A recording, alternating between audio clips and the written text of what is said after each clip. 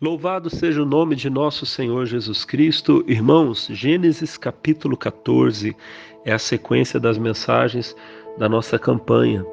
Irmãos, em Gênesis 14 nos traz alguns assuntos muito importantes. Por exemplo, Gênesis 14, nós vamos ter a primeira menção do dízimo, na palavra de Deus. Mas, irmãos, deixa eu falar com vocês o que aconteceu antes. Nós estávamos vendo que Abrão e Ló se separaram. No capítulo de número 13, a Bíblia vai dizer para nós que o servo de Deus, Abraão, ele chega para o sobrinho dele, Ló, e diz: olha, não vamos brigar porque nós somos irmãos. A terra é grande, está toda diante de você. Se você escolher a esquerda, eu irei para a direita, e se você escolher a direita, eu irei para a esquerda. Ló levanta os olhos, vê toda a campina do Jordão, que é toda bem regada, parece, a Bíblia diz, o jardim do Senhor, e é para lá que ele vai. Só que a Bíblia diz que eram maus os homens de Sodoma e grandes pecadores contra o Senhor. E esse é o problema, irmãos, quando nós fazemos uma escolha apenas baseada naquilo que nós vemos. Nós não sabemos o que vem depois, e o que vem depois pode ser terrível. A Bíblia vai dizer para nós aqui no capítulo de número 14 que houve então uma guerra naquela região onde Ló vivia. A Bíblia vai falar que 5 reis eles se levantam contra 4 reis. Aquela região de Sodoma era governada por um rei, e na verdade por 4 reis, e 5 reis se insurgem contra eles. Mas esses que se insurgem, que se rebelam, eles perdem a batalha, e a Bíblia vai dizer para nós que então tudo aquilo que havia nas cidades desses reis que se rebelaram, tudo aquilo é levado, é tomado.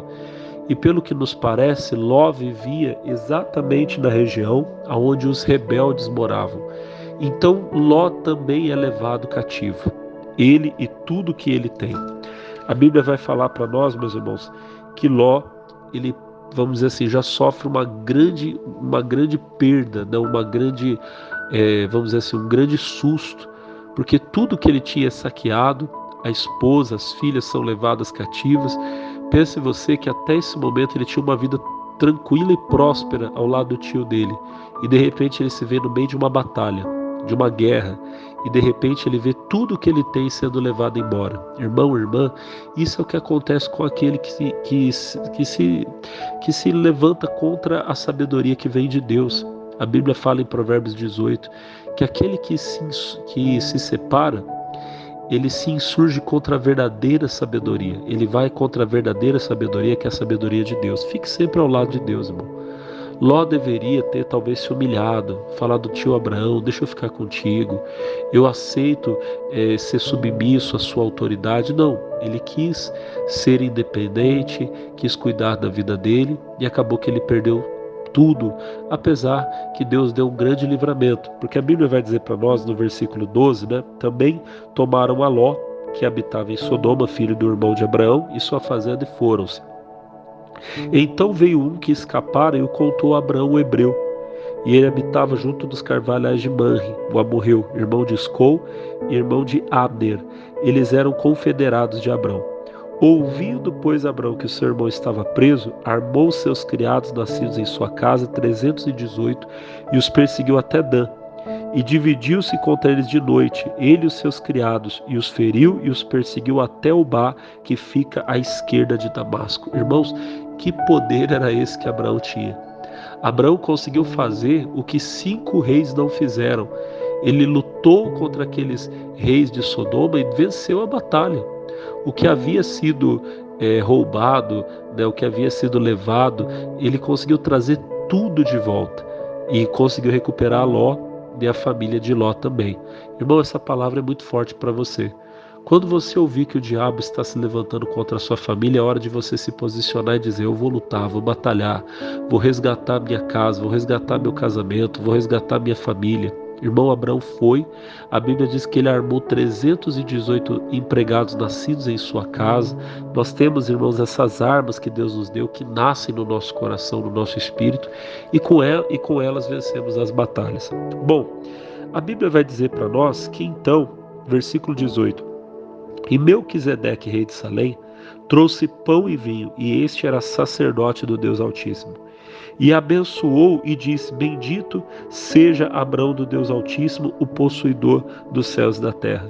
E bendito seja o Deus Altíssimo, que entregou os seus inimigos nas suas mãos e deu-lhe o dízimo de tudo. Abraão, ele recebe esse servo de Deus, Melquisedeque. Se você ler o livro de Hebreus, você vai ver que ele tipifica Cristo. Entenda bem, ele não era Cristo como algumas pessoas falam, ele representa Jesus.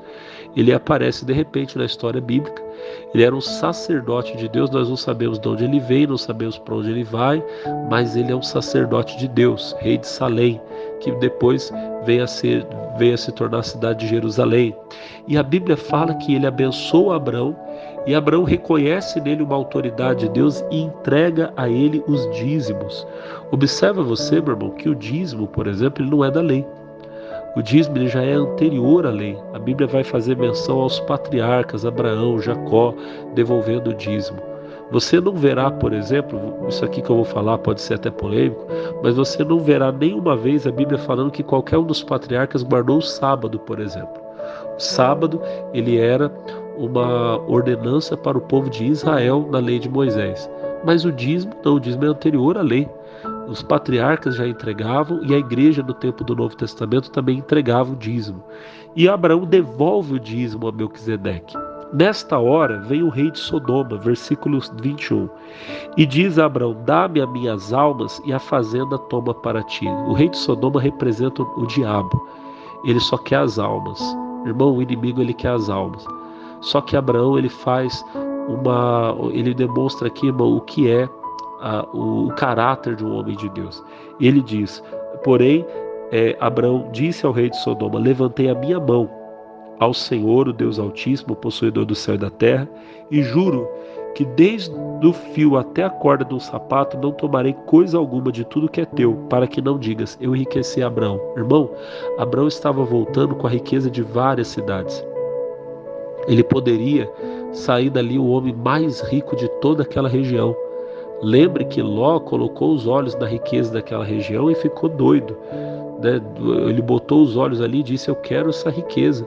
Só que Ló não a teve, mas Abraão teve nas mãos. Só que Abraão não quis aquilo. Abraão disse: não quero nada do que é seu. Ele já tinha devolvido o dízimo para Deus, entregando para Melquisedeque.